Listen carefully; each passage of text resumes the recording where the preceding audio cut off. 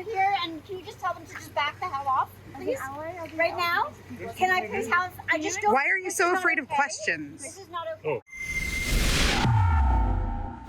The COVID cult saga continues. On May 27th, my colleague and I decided to attend a book launch event in Calgary. This book is titled Breaking Canadians' Healthcare Advocacy and the Toll of COVID-19, which was written by family doctor, family physician, and Ottawa-Carleton District School Board trustee, Nili Kaplan-Myrth. Now, if you recall, Nili Kaplan-Myrth is the hypochondriac doctor who appeared wearing a KN95 mask while alone in her office. We've obviously done hundreds of programs during the course of COVID-19, and I don't think we've ever had a guest who kept their mask on during the interview. So again, without prejudice, I merely ask, how come you're wearing yours now? Later, when she became trustee for the Ottawa-Carleton District School Board, she censored parents at board meetings who expressed concerns about gender ideology being taught to their children. I became aware a few weeks ago that trans students, in particular students that were assigned a male gender at birth, are allowed to use the same bathroom unsupervised as my 12-year-old daughter. Having a 14-year-old boy and having been a 14-year-old boy before, and as a male knowing how sexually driven a male's body is at the age of 13 onwards, this did not sit well with me. I wasn't present at the board meeting that pushed this policy through, and I can't figure out when this was done. My oldest friends can attest to my belief in the safety and inclusivity of all people. I always have.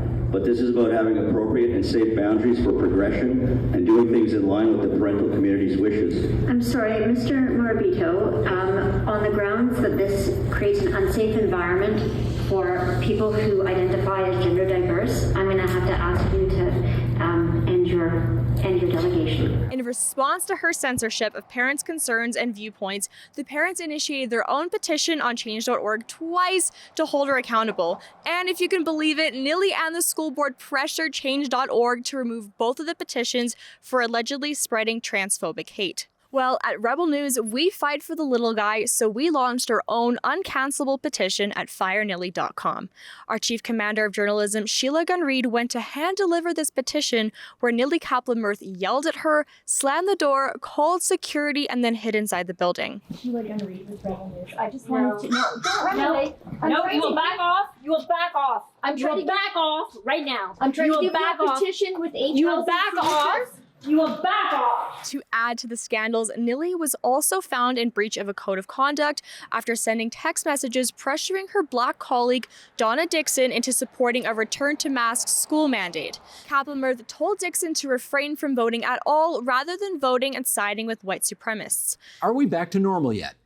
No. So the language that you use when you say something like normal is a far-right language of anti-maskers, anti-vaxxers, and ableists. She was later caught in another breach of conduct when trustees found her behavior to have undermined public confidence in the board at the decision of the first code breach. Due to all of this, she was banned from board activities until the end of March 2024. During the book launch on May 27th, there was a panel of doctors featuring Dr. Joe Vipond and Dr. David Keegan. To give you guys a quick backstory on Dr. Joe Vipond, he is a doctor from Calgary Foothills Hospital who is no known stranger when it came to promoting lockdowns and mask mandates. He organized and ran pro-mask and pro-lockdown rallies in the city during the summer of 2021 and is the co-founder of Masks for Canada. He also frequently appears on CBC News giving medical advice. Further, he is a strong advocate for climate change, taking the role of president at the Canadian Association of Physicians for the Environment. COP27, a gathering of 35,000 people from around the world to work on climate. There's got to be a lot of COVID in the room, right? We sat respectfully listening to the speakers during the event, and after it wrapped up, I approached Dr. Vipond to ask him about his climate change advocacy. While I expected to be shut down and thrown out by the security guard, he calmly and respectfully replied to my question, which was great. Here's a look at that. So climate activists, and during academic and stuff, and generally just travel really far across the world, these climate conferences, and I'm just you're wondering, you're from why your travel and has been safe, but ours has been deadly, especially since you traveled during the conflict. Well, I always wore a mask.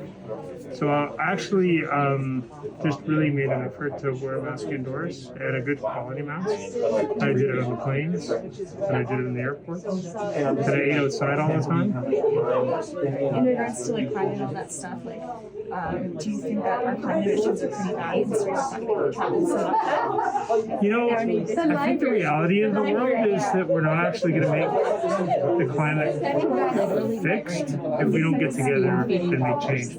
So people are flying every day for all sorts of ridiculous reasons. And I think if we had people flying for climate and focused on trying to make the world a better place, we would make the world a better place. So the reality is we need to phase out fossil fuels.